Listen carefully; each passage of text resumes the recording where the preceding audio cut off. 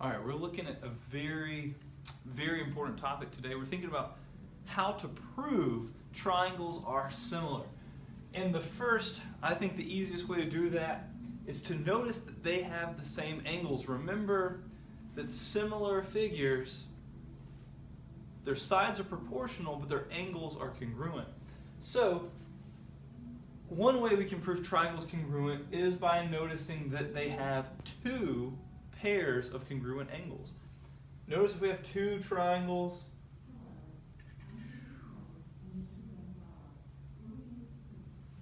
I know these angles are congruent. It forces that third angle to also be congruent. So all we have to do is show that two angles of one triangle are congruent to two angles of the other, and that guarantees they're going to be similar. Here we want to show these two triangles are similar, and then we want to find DE. I'm going to set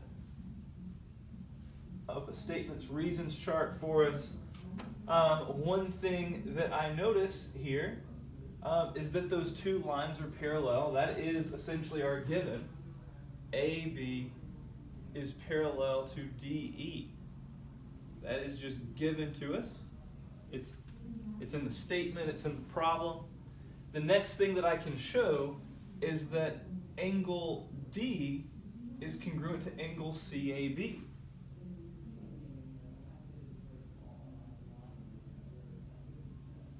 That is by corresponding angles.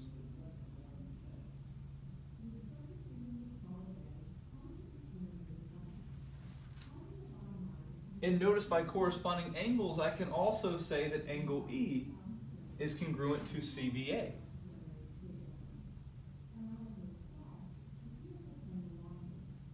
Those were both by corresponding angles. I'm going to put those both on the same line. And now I can see that that triangle up top must be similar to the larger triangle present. Triangle CAB must be similar to triangle CDE by the AA similarity postulate. It's pretty straightforward right there. Now that we know these two are similar, we can find DE. Notice we have a smaller triangle, we have a much larger triangle. The smaller triangle, we know that side is 3, this side is 5. We want to find DE, which is the bottom side of the larger triangle, but this entire side is not 6, it's 9. 3 and 6 give me 9. Sometimes it helps to draw these out. Because a lot of times students will set up a proportion with 3 to 6 instead of 3 to 9. 3 is to 9 as 5 is to our missing piece. Well, 9 times 5 is 45 equals 3 times our missing piece. I will label it with an X there. Divide by 3, and our missing piece, DE, has a length of 15, or 15 units. The next way that we can prove triangles are similar is by the SSS Similarity Theorem. SSS, like when we're proving them congruent, we wanted all three sides to have a corresponding side that was congruent. Well, with the SSS Similarity Theorem, we're trying to show that all three sides have a corresponding proportional side to the other triangle. We want to show that all three pairs are proportional. Given these two triangles shown, show that they are similar triangles. Well, to do that, I'm going to compare the larger side to the larger side. I think that would make sense. The shortest with the shortest, and the medium with the medium. So I am comparing UV to ZX to see if this is equal to VW to ZY, to see if this equals UW 2w to yx. If these triangles are similar, then all three sides will be proportional. The reduction of each of these will be the same. It'll be the same ratio. So if we set these up, 4 is to 12, as 3 is to 9, as 2 is to 6, these all reduce to give us 1/3. So we can say that triangle UVW, that's a bad triangle symbol there, UVW is similar to triangle XZY. And that is by the Sss Similarity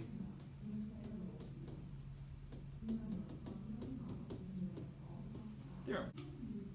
Finally, the last way that we can prove two triangles are similar is by the side angle side, the SAS Similarity Theorem, and that is, as you would expect, one included angle surrounded by two pairs of proportional sides. Sides don't need to be congruent, they need to be proportional. So if we look here, we want to prove that triangle EXY is similar to EDF. That's what we want to prove here. EXY similar to EDF. So, the first thing I notice is that this is an isosceles triangle right here. The smaller one is isosceles. The larger one's also going to be isosceles. Notice how these pieces, this little piece EY and this little piece YF, are the same as EX and DX. They're the same pieces, so added together, this whole side right here must be congruent to this entire side over here. Well, that can be pretty helpful to us. That can be pretty helpful. Let's look here. If we try to create a statements and reasons chart, I think we can do that. Well, we're given all these things. If I list out our givens, we know that EX is congruent to EY. We know that DX is congruent to FY. All that's given. Well, I believe we can show these things are proportional. EX and EY are the same, and we know that. All right, let's see if I can set this up. We know that if I take the smaller piece, EX, and put it over the larger side over there, EX plus DX. That's what I did there. The smaller piece to the entire thing. I think we can show that this is equal to EY over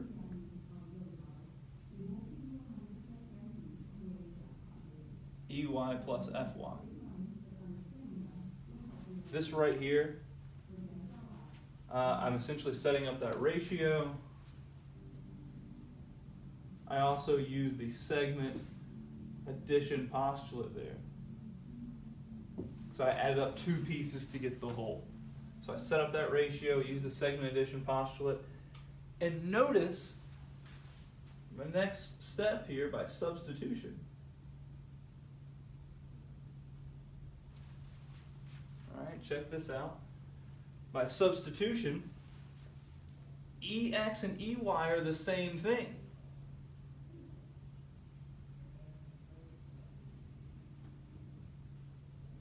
So I'm going to substitute EY for EX. Down here I have EX plus DX. And I'm going to once again substitute EY for EX. And FY is the same thing as DX. Look, these are the same ratio. So no matter what this one reduces to, this one has to reduce to the same thing. We've now shown that it is proportional. So we have a pair of proportional sides. Notice how both of these triangles also contain that included angle E. Angle E is congruent to itself. That is by the reflexive property. And so finally, we can now say that triangle EXY is similar to triangle EDF,